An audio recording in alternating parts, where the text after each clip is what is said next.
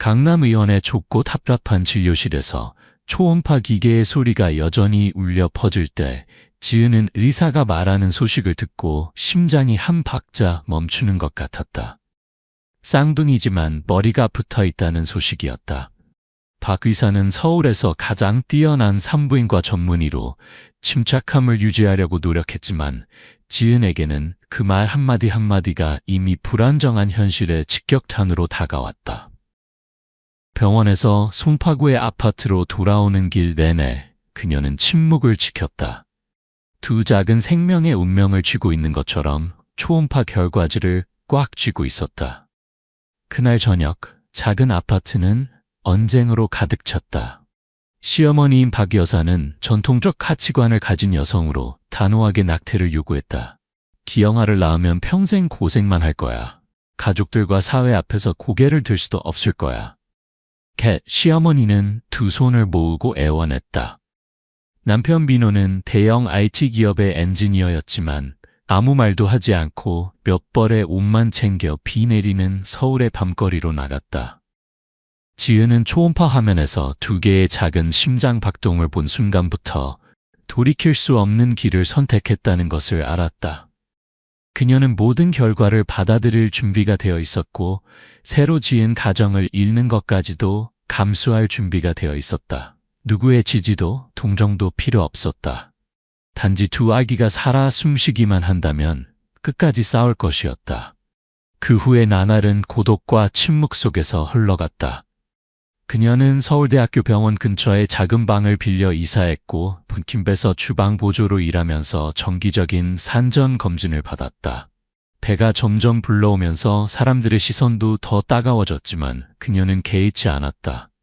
밤마다 옆으로 누워 그녀는 자신의 몸 안에서 뛰는 두 개의 작은 심장 소리를 들었다. 분리되어 있지만 결코 떨어질 수 없는 두 개의 독특한 멜로디처럼 임신 7개월 반이 되었을 때 양수 이상과 태아곤란의 높은 위험 때문에 조기 제왕절개가 필요하다는 소식을 의사로부터 들었다. 지은은 주저없이 동의서에 서명했다. 운명의 날, 서울에는 폭우가 쏟아졌고 구급차는 그녀를 지역 클리닉에서 국내 최고의 의료진이 있는 서울대학교 병원으로 직행했다. 수술은 여러 시간 동안 긴장감 속에서 진행되었다.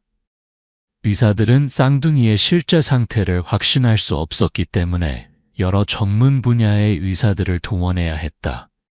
지민과 지아는 새벽 3시에 약한 울음소리를 냈다. 두 여자아이는 작은 이마뼈로 연결되어 있었고 푸르스름했다. 두 아기가 검사대에 올려졌을 때 수술실 전체가 잠시 침묵에 잠겼다. 즉시 두 자매는 특별 신생아 중환자실로 옮겨졌다. 의사들은 더 오래 기다리면 뇌혈류 부족으로 두 아이 모두 몇 주 이상 살지 못할 것이라는 것을 알았다. 다음 날 아침 병원장과 의료위원회가 긴급 회의를 소집했다. 두 아기의 생명 징후는 일시적으로 안정되었지만 미래는 매우 불확실했다. 지민과 지아의 의료 기록은 아시아 최고의 신경외과 팀이 있는 삼성의료원으로 긴급히 전달되었다. 두 아기의 생명을 연장할 유일한 방법은 두개골 분리 수술이었다.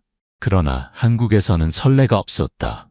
의료위원회는 수시간 동안 논의했다. 모든 최고 전문가들은 수술을 진행할 경우 사망률이 최소 90%에 달할 것이라는 데 동의했다. 반면 분리하지 않으면 지민과 지아의 생명은 하루하루 위태로웠다. 두 선택 모두 너무나 잔인했다. 의사들이 지은을 상담실로 안내했을 때 그들은 위험성, 합병증, 막대한 비용과 예상하지 못한 위험에 대해 많은 이야기를 했다. 또한 그녀에게 신중히 생각하고 최악의 상황에 대비하라고 조언했다. 하지만 그녀는 조용히 하루만 생각할 시간을 달라고 했다. 그날 밤 지은은 신생아 중환자실 창가에 혼자 앉아 있었다. 높은 빌딩의 네온 불빛이 흐릿한 유리창을 통해 비쳐 들어왔다. 그 빛 아래에서 그녀는 인큐베이터 안에 조용히 누워있는 두 작은 아이를 보았다. 작고 약한 두 생명이지만 여전히 숨을 쉬려고 노력하고 있었다. 폭풍 속의 얇은 실처럼 미약한 숨결이었다. 그녀는 포기할 수 없다는 것을 알았다. 아이들이 여전히 싸우고 있다면 그녀도 싸울 것이다. 다음 날 아침, 지은은 두 아이를 모두 수술대에서 잃을 위험까지 감수하며 분리수술을 요청하는 서류에 서명했다. 병원은 즉시 이 수술을 맡을 수 있는 유일한 의사, 김성호 박사에게 연락했다. 김 박사는 당시 60세에 가까웠고 삼성의료원의 신경외과 과장이었다. 그는 30년 경력 동안 수백 건의 복잡한 두개골 수술로 유명했으며 위험이 너무 높은 많은 케이스를 거절했었다. 지민과 지아의 의료 기록을 받았을 때 그는 오랫동안 침묵했다. 두꺼운 의료 기록부, CT 스캔은 혈관과 연조직이 복잡하게 얽힌 두개골 연결 부위를 보여주었다. 작은 실수 하나라도 두 아이의 목숨을 앗아갈 수 있었다. 사흘 후 김 박사는 결정을 내렸다. 수술하겠습니다. 성공 가능성이 높아서가 아니라 지민과 지아의 생명이 싸울 가치가 있다고 믿기 때문입니다. 김 박사의 수락 소식이 퍼지자 병원 분위기가 한결 가벼워졌다. 신경과 소아외과, 성형외과, 응급의학과, 마취과까지 다양한 전문가로 구성된 팀이 긴급히 결성되었다. 매일 집중적인 회의가 열렸다. 김 박사는 수술 계획을 연습하기 위해 지민과 지아의 두개골 CD 모델을 제작할 것을 요청했다. 토론은 아침부터 늦은 밤까지 이어졌다. 실수는 용납되지 않았다. 6개월 동안 지민과 지아는 가장 엄격한 조건에서 치료를 받았다. 분리 후 재건을 위한 충분한 피부를 확보하기 위해 피부 확장기가 머리에 삽입되었다. 혈액, 신경, 심폐검사가 지속적으로 실시되었다. 모든 혈관 가지가 컴퓨터로 모델링되었다. 주집도해와 보조의의 모든 동작이 초 단위로 계산되었다. 병원은 기자회견을 열지 않았다. 지은은 언론의 압박을 피하기 위해 절대 침묵을 지켜달라는 요청을 받았다. 오직 의사들, 매일 연약한 생명과 싸우는 사람들만이 성공과 실패 사이의 경계가 얼마나 얇은지 진정으로 이해했다. 5월 15일이 수술일로 정해졌다. 일주일 전 최종 예행 연습이 모의 수술실에서 진행되었다. 불이 꺼지면서 모두는 이제 믿음과 기술만이 남았고 후퇴할 길은 없으며 그들의 경력에서 가장 큰 생사의 전투를 기다리고 있다는 것을 이해했다. 아침 6시 삼성의료원은 형광등의 차가운 빛에 잠겼다. 특수수술층은 전날 밤부터 봉쇄되었다. 3명이 넘는 의료진이 2개의 별도 팀으로 나뉘어 2개의 평행한 수술대 주위에 모였다. 한 팀은 지민을, 다른 팀은 지아를 담당했다. 두 팀은 독립적으로 움직이지만 세심하게 조율된 리듬으로 협력해야 했다. 김 박사는 상세한 수술 계획 보드 앞에 서서 마지막 단계를 다시 확인했다. 팀의 모든 구성원은 오늘 작은 실수 하나라도 한 명뿐만 아니라 두 목숨 모두를 앗아갈 수 있다는 것을 이해했다. 소생 장비, 지속적인 신경 모니터링 시스템, 미세 수술 기계. 모든 것이 세부적으로 확인되었다. 오전 7시 수술이 공식적으로 시작되었다. 마취애들이 지민과 지아의 혈압과 생명 기능을 안정시켰다. 첫 단계는 순조롭게 진행되었다. 두피를 열고 각 층의 연조직을 분리하는 작업이었다. 두 아이의 두피는 조직 확장 기술로 미리 준비되어 적절한 장력을 가지고 있어 원치 않는 조직 파열을 최소화했다. 두개골에 도달했을 때 수술실의 호흡이 무거워졌다. 두 아이의 연결된 두개골 부분은 이전에 기록된 어떤 사례와도 달랐다. 지민과 지아 사이의 혈관 시스템은 예상보다 복잡했다.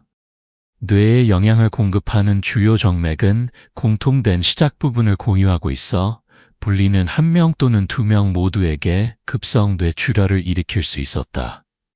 김 박사와 동료들은 현장에서 결정을 내려야 했다. 수술 순서를 변경하여 뼈를 자르기 전에 연조직과 혈관 분리를 우선시하기로 했다.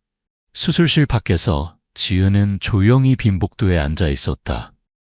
아무도 그녀의 마음속에서 희망과 두려움 사이의 투쟁이 어떻게 진행되고 있는지 알지 못했다. 오전 9시 혈관 분리 작업이 시작되었다. 수술 현미경 아래에서 의사들은 매우 낮은 전력의 전기 메스와 특수칼을 사용하여 각 혈관 가지를 자르기 시작했다. 성공적으로 분리된 각 혈관은 생명을 향한 한 걸음이었다. 그러나 정오가 되어 두 대뇌 반구를 연결하는 주요 정맥에 도달했을 때 재앙이 일어났다. 수술 부위에서 피가 맹렬하게 분출했다. 마취의들은 두 아기의 혈압 저하를 알렸다. 매 초가 생과 사 사이에 팽팽한 전투처럼 흘러갔고 아무도 말을 꺼낼 용기가 없었다. 현악기의 현처럼 긴장된 그 순간 김 박사는 임시 동맥 클램프를 사용하고 빠르게 수혈하라는 명령을 내렸다. 수술실은 숨막히는 전쟁터가 되었다. 30분 후 혈류가 통제되었다. 생명을 구하기 위해 뇌 조직의 일부를 제거해야 했다. 수십 년의 경험을 가진 김 박사는 불완전한 상황에서 최적의 방법을 선택했다. 그는 그 결정이 지아에게 심각한 후유증을 남길 것을 알았지만 적어도 소녀는 살아날 기회가 있었다. 오후 2시 수술팀은 두개골 절단 단계로 넘어갔다. 작은 절단선, 각 뼈 조각이 수동으로 분리되었다. 연결된 뼈가 혈관으로 얽혀 있어 일반적인 전기 메스를 사용할 수 없었다. 각 절단은 수십 분이 걸렸고 땀이 수술 장갑을 적셨지만 아무도 멈추지 않았다. 저녁 6시 마지막 뼈 조각이 분리되었다. 두 작은 몸이 처음으로 별도의 수술대에 누워 있었다. 방 안에 안도의 한숨이 퍼졌지만 아무도 서둘러 축하하지 않았다. 전투는 아직 끝나지 않았다. 조직 재건과 상처 봉합 단계가 즉시 시작되었다. 성형팀은 확장된 피부 조직을 사용하여 두 아이의 머리에 있는 공간을 봉합했다. 수술 후 감염과 합병증을 방지하기 위해 절대적인 정확성이 필요했다. 밤 11시, 16시간 이상의 수술 후 수술이 완료되었다. 지민이 먼저 중환자실로 이송되었고 15분 후 지아가 뒤따랐다. 지민의 생명 징후는 빠르게 안정되었다. 기본적인 신경 반사가 잘 반응했다. 지아는 더 느리게 반응했고 몸의 한쪽은 전혀 움직임이 없었다. 두 아이가 수술을 무사히 마쳤다는 소식을 들었을 때 지은은 조용히 탁자에 엎드렸다. 아무도 그녀가 기쁨으로 우는지 아니면 앞에 놓인 혹독한 미래에 대한 두려움으로 우는지 알지 못했다. 다음 날 아침 짧은 수술 요약 회의에서 김 박사는 솔직하게 수술이 기술적으로는 예상을 뛰어넘는 성공이었지만 지아의 신경학적 후유증은 피할 수 없다고 평가했다.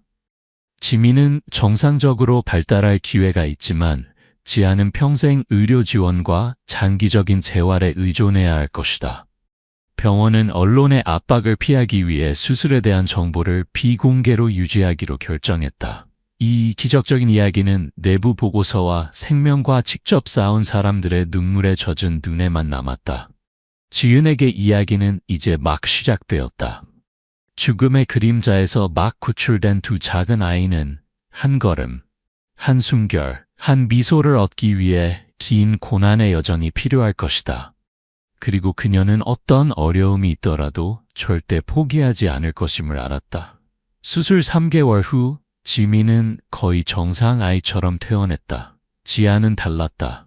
그녀의 작은 몸은 신생아용 특수 휠체어에 고요히 누워 있었고 그녀의 눈은 긴 투쟁의 나날 끝에 혼란스럽고 지친 듯했다. 지은은 조용히 두 아이를 데리고 퇴원했다. 기자도 꽃도 없었다. 단지 긴 여정이 앞에 놓여 있었고 아무도 그것이 어디로 이어질지 알지 못했다. 그녀는 성북동의 적당한 가격의 작은 방을 임대했다. 치료 기간 동안 돈이 거의 남지 않았고 그녀는 모든 종류의 일을 했다. 레스토랑 주방 도우미, 사무실 청소, 추가 수입을 얻을 수 있는 어떤 일이든. 지민은 근처 유치원에 다니게 되었다. 지아는 집에 있었고 지은이 인터넷에서 독학한 기본적인 물리치료와 함께했다. 첫 몇 년 동안 지민은 빠르게 발전했다. 그녀는 걷고 말하는 법을 배웠으며 웃기를 좋아하고 사람들과 빠르게 친해졌다. 반면 지아는 말을 느리게 했고 몸의 한쪽은 경직되어 있었다. 스스로 일어나는 것조차 큰 도전이었다. 지아를 검진하러 갔을 때 의사는 그녀가 오른쪽 반신불수가 영구적이며 자발적인 운동 능력이 매우 낮다고 진단했다. 지은은 손에 처방전을 꽉 쥐고 조용히 나왔다. 아무도 그녀가 우는 것을 보지 못했다. 지민이 서울의 공립초등학교 1학년이 되었을 때 지은은 지아도 함께 학교에 보내기로 결정했다. 처음에 학교는 장애 아동을 위한 시설이 충분하지 않다는 이유로 거절했다. 그러나 여러 번의 간청 끝에 지은이 직접 지원하는 조건으로 승낙을 받았다. 매일 아침 그녀는 낡은 자전거로 두 아이를 학교에 데려다 주었다. 지민은 이야기를 채잘거렸고 지아는 조용히 앉아서 큰 눈으로 서울의 붐비는 거리를 지나가는 사람들을 바라보았다. 학교에서 지민은 빠르게 적응하여 친구를 사귀고 활기찬 쉬는 시간을 보냈다. 지아는 더 조용했다.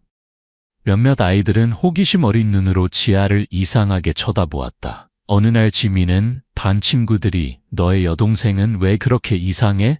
라고 속삭이는 것을 듣고 울상을 하고 집에 돌아왔다. 지은은 두 아이를 품에 안고 아무 말도 하지 않았다. 세상에는 말로 설명할 수 없는 것들이 있다는 것을 그녀는 이해했다. 점차 지아는 특별한 학습 환경에 익숙해졌다. 그녀는 모든 활동에 참여할 수는 없었지만 선생님의 강의를 들을 때마다 눈이 빛났다. 담임 선생님인 이 선생님은 지아를 불쌍히 여겨 가끔 그녀를 학급 도우미로 임명하여 종이를 정리하고 시험지를 수거하게 했다. 이런 작은 일들은 지아에게는 열리는 넓은 세계였다. 지민이 3학년이 되었을 때 그녀는 9레벨에서 우수 학생상을 받기 시작했다. 지민은 부지런하고 활기차며 웃음이 많았고 항상 마음속에 여동생을 담고 있었다. 상을 받은 후에는 항상 지아에게 달려가 상품을 나눴다. 지민에게는 여동생의 반짝이는 자랑스러운 눈빛 없이는 어떤 성공도 완전하지 않았다. 지아는 점점 컴퓨터에 애착을 갖게 되었다. 지혜는 돈을 빌려 아이에게 중고 노트북을 사주었다. 그때부터 지아의 느린 왼손 손가락이 세상을 탐험하기 시작했다. 그녀는 타이핑을 배우고 그림 그리기를 배우고 스스로 비디오 편집을 시도했다. 지민은 옆에서 책을 읽고 지아는 블로그를 쓰느라 바빴다. 두 자매는 각자의 방식으로 끈기 있게 자신의 세계를 넓혀갔다. 방과 후 오후 지민은 종종 지아를 남산공원으로 데려갔다. 두 자매는 나무 아래 앉아 아이들이 노는 것을 지켜보았다. 지아는 자신이 왜 다른지 묻지 않았고 지민은 친구들이 때때로 등을 돌리는 이유를 설명하지 않았다. 그들은 조용히 그들만의 세계에서 자랐다. 약함이 판단받지 않고 사랑이 말로 표현할 필요가 없는 곳에서. 지민이 12살이 되었을 때 가족은 지역사회로부터 서울기술센터에서 장애 아동을 위한 무료 컴퓨터 프로그램이 있다는 소식을 받았다. 지은은 기쁘게 지아를 등록시켰다. 첫날 수업에 갔을 때 지아는 컴퓨터 화면을 응시했고 그녀의 눈은 마치 처음 바다를 본 것처럼 빛났다. 이 작은 교실에서 그녀는 처음으로 자신이 짐이 아니라는 느낌을 받았다. 지민은 청소년기에 접어들면서 밝은 꿈을 가지게 되었다. 그녀는 작가가 되어 자신과 여동생의 이야기를 쓰고 싶었다. 지아는 단지 한 번이라도 스스로 걸을 수 있기를, 언니의 손을 잡고 도움 없이 복잡한 서울 거리를 건널 수 있기를 바랐다. 삶은 계속 흘러갔다. 가난하고 어려웠지만 희망은 결코 부족하지 않았다. 정전이 되는 밤이나 차가운 겨울 바람이 부는 날에도 그들의 작은 집은 항상 책상 램프 불빛으로 밝았다. 지민은 공부에 열중했고 지아는 컴퓨터 화면 앞에서 집중했다. 느리지만 확실하게 글자들이 나타났다. 7월의 어느 날 지은은 삼성의료원이 한국 최초로 성공한 두개골 분리수술 10주년 기념식을 개최한다는 소식을 받았다. 초대장에서 지민과 지아의 이름이 언급되었다. 그녀는 종이 앞에서 오랫동안 앉아 있었다. 오래된 기억들이 물밀듯이 돌아왔다. 김 박사의 단호한 눈빛, 수술실 밖에서 밤새 기다렸던 시간들, 중환자실에서 모니터 경보음이 울릴 때마다 느꼈던 두려움. 지민과 지아도 어머니의 이야기를 듣고 조용해졌다. 아무도 말하지 않았지만 두 자매는 자신들이 일어났던 기적의 일부라는 것을 마음속으로 이해했다. 기념식 당일 지민은 어머니가 만든 흰색 한복을 입었고 지아는 장학금으로 새로 구입한 휠체어에 앉았다. 음악이 연주되고 두 자매가 무대에 오르자 전체 강당이 조용해졌다. 누구도 소개하거나 설명할 필요가 없었다. 지민과 지아의 눈빛만 보더라도 모든 사람들은 언어로 표현할 수 없는 것을 느낄 수 있었다. 한 사람의 운명에 굴복하지 않겠다는 결정에서 시작하여 생사를 건 수술을 거쳐 그리고 어떠한 운명에도 굴복하지 않는 작은 손들에 의해 계속 써지는 이야기였다. 그리고 그 여정은 분명히 이제 막 시작되었을 뿐이다. 기념식 이후 지민과 지아는 의학, 교육, 그리고 삶의 의지에 관한 많은 세미나에서 언급되는 이름이 되었다. 그러나 지은과 두 딸에게 일상생활은 여전히 익숙한 어려움 속에서 조용히 흘러갔다. 지민은 계속해서 뛰어난 성적으로 중학교를 다녔고 지아는 여전히 오래된 노트북 앞에서 느리지만 야망으로 가득 찬 글을 타이핑했다. 8학년 말에 지민은 온라인으로 영어 공부를 시작했다. 언니가 문장을 읽고 새 단어를 찾는 모습을 보면서 지아는 자신과 지민이 더 큰 무언가를 할 수 있다고 조용히 생각했다. 그 아이디어는 두 자매가 우연히 남부 지역 학생들의 온라인 학습 비디오를 보았을 때 싹 떴다.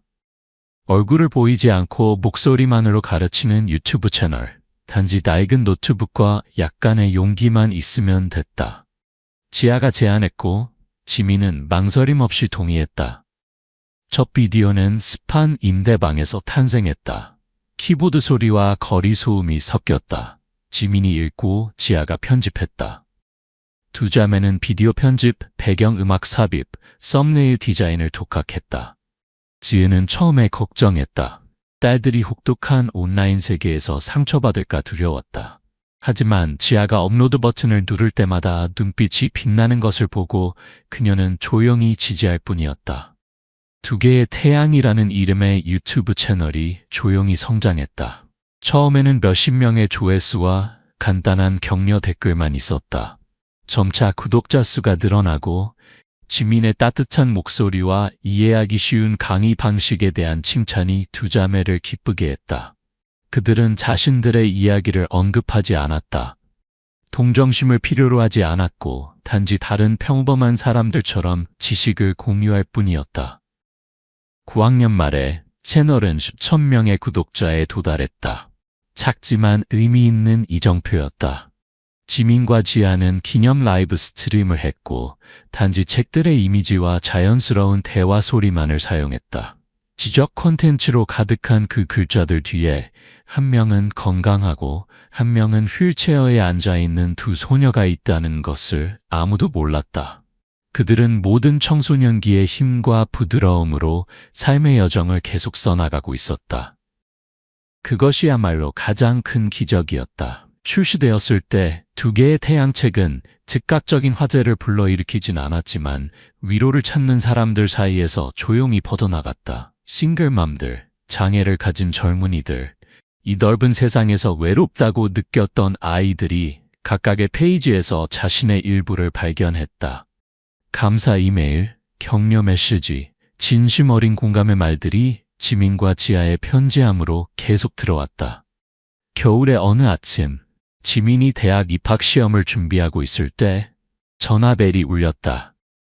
인천의 한 고등학교가 전교생을 대상으로 하는 삶의 의지에 관한 특별 강연에 지민과 지아를 초청했다. 지혜는 망설였다. 딸들이 비판적인 시선에 직면할까봐 걱정했다. 하지만 지민과 지아는 주저하지 않았다. 그들은 이야기를 나누기로 했다면 더 이상 그림자 속에만 머물 수 없다는 것을 이해했다. 그날 낡은 택시가 새 모자를 태우고 차가운 바람이 불어오는 도시를 건넜다. 넓은 학교 운동장, 깔끔하게 정렬된 플라스틱 의자들. 교복을 입은 학생들이 지민과 지아가 강당으로 들어올 때 일제히 고개를 돌렸다. 무대는 크지 않았다. 단지 마이크 하나와 작은 테이블만 있었다. 지민은 옆에 서 있었고 지아는 휠체어에 앉아 큰 눈으로 아래를 바라보며 주의 깊게 지켜보는 수백 개의 얼굴들을 보았다. 미리 준비된 연설도 화려한 말도 없었다. 지민은 그 운명적인 수술에 대해 지아가 창문을 통해 친구들이 뛰어노는 것을 보기만 했던 날들에 대해 이야기했다. 인생이 왜 이렇게 불공평한지 이해할 수 없어 두 자매가 함께 울었던 오후들에 대해. 그리고 지아는 작지만 확고한 목소리로 바로 그 상처들 때문에 자신을 사랑하는 법과 좋은 것들을 믿는 법을 배웠다고 말했다. 강당의 분위기가 무거워졌다. 몇몇 학생들은 급히 눈물을 닦았다. 강연이 끝났을 때 지민과 지아는 존경의 표시로 깊은 인사와 가장 진정한 박수갈채를 받았다.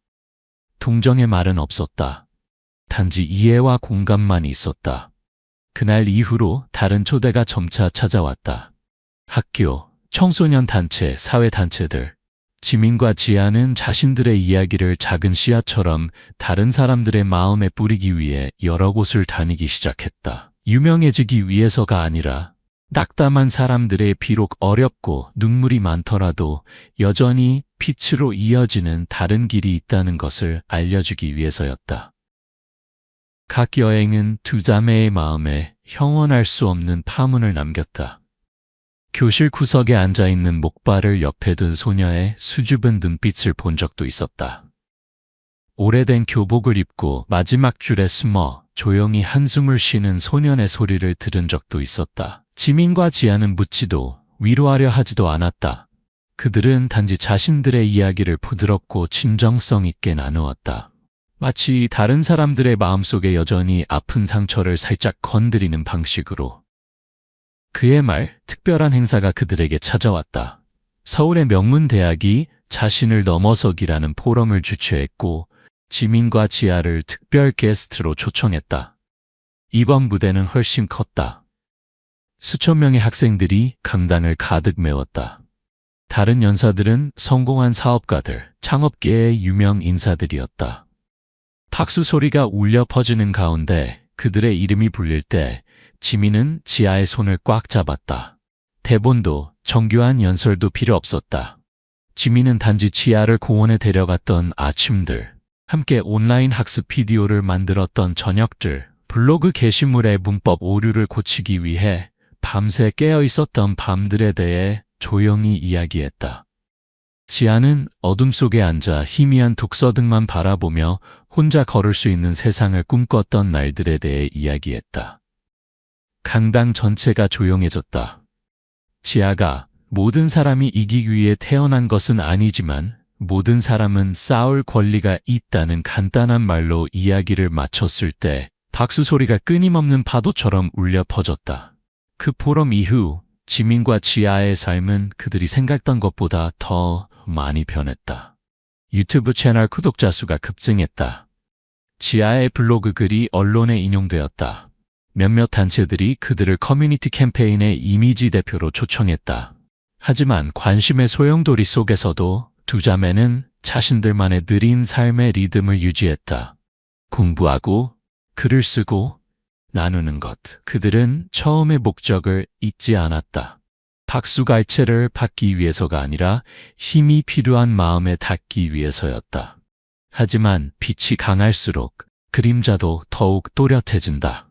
얼마 지나지 않아 소셜미디어의 한 게시물이 지민과 지아의 이야기가 동정심을 끌어내기 위해 꾸며졌고 비난했다.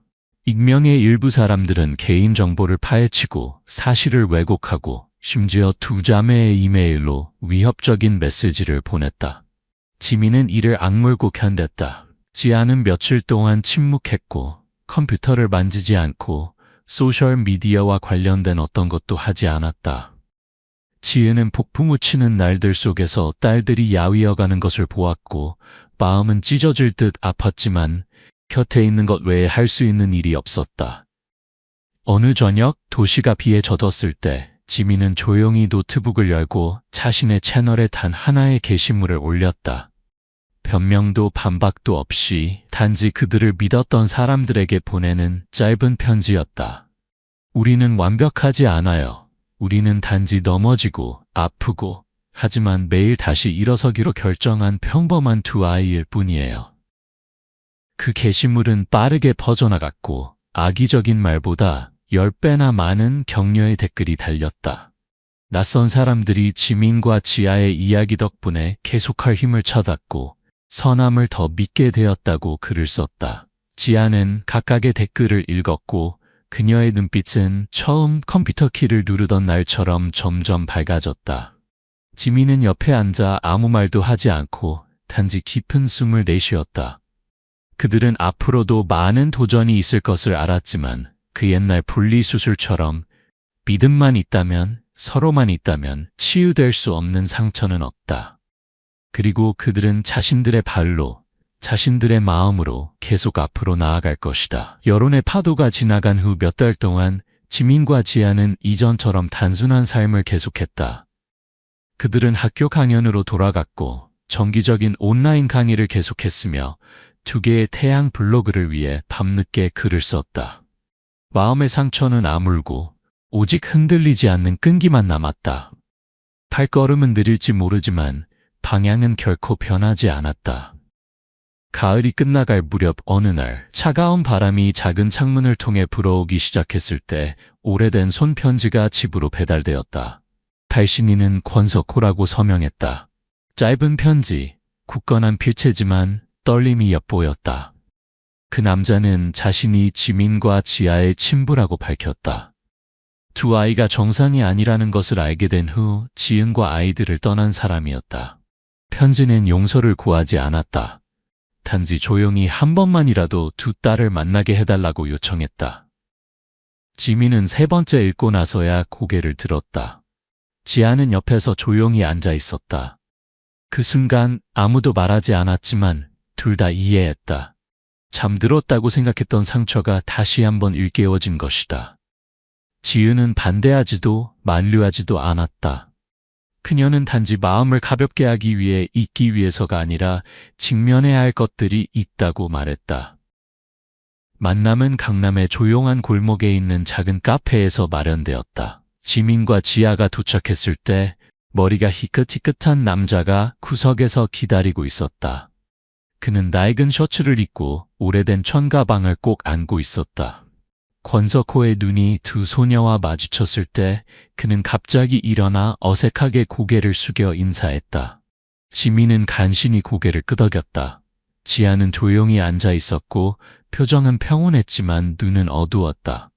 권석호는 가방에서 오래된 사진 한 뭉치를 꺼냈다. 지은이 젊었을 때 비극이 닥치기 전 희망으로 가득했던 시절의 가족 사진들이었다. 그는 사진을 하나씩 넘기며 목이 메었다. 가족을 떠난 후의 세월, 악몽에 시달린 밤들, 돌아오는 것을 막았던 비겁함에 대해 이야기했다. 지민과 지아는 귀 기울여 들었다. 아무도 울지 않았고 비난하는 말도 없었다. 권석호가 목이 쉰 사과로 이야기를 마쳤을 때 아무도 바로 대답하지 않았고 무거운 침묵만이 감돌았다. 한참 후에 지아가 조용히 물었다. 왜 지금인가요? 권석호는 대답할 수 없었고 단지 잃어버린 세월을 보상하려는 듯 깊이 고개를 숙였다. 만남은 갓입은 약속으로 끝났다. 원치 않는다면 지민과 지아의 삶에 끼어들지 않을 것이지만 그들이 필요로 한다면 언제든 뒤에서 지켜볼 것이라고. 지민과 지아는 아무 약속도 하지 않았다. 그들은 미해결된 질문들과 마음속 깊은 슬픔을 안고 떠났다. 그 후 며칠 동안 권석호는 가끔 짧은 문자를 보냈다. 건강을 물으며 시험 전에 행운을 빌어주고 날씨가 추워질 때마다 따뜻하게 하라는 메시지를. 요란하지도 요구하지도 않고 단지 이 조용한 존재감만으로 지민과 지아는 비록 늦었지만 혈연이 결코 완전히 사라지지 않는다는 것을 느꼈다.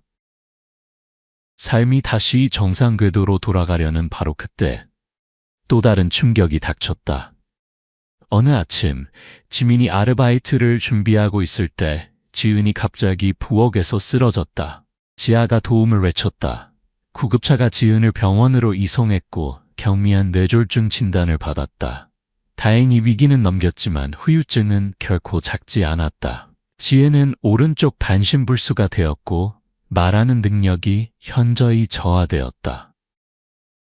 의사는 어느 정도 기능을 회복하려면 지속적인 재활이 필요하다고 조언했다.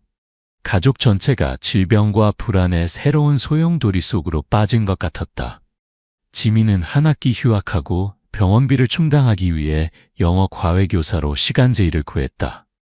지아는 온라인 콘텐츠 제작 시간을 줄이고 어머니를 돌보는데 시간을 할애했다. 불면의 밤이 다시 찾아왔지만 이번에는 더 이상 혼자가 아니었다.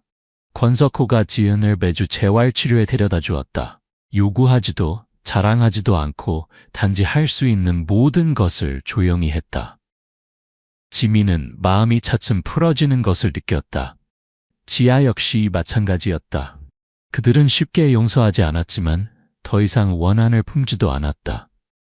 누구보다도 그들은 삶이 단지 상실만 있는 것이 아니라 아무리 늦더라도 다시 시작할 기회가 있다는 것을 이해했다. 3월의 어느 날 재활 치료 중에 지혜는 처음으로 스스로 앞에 놓인 물 한 잔을 들었다. 방 안에 조용한 기쁨이 터져 나왔다.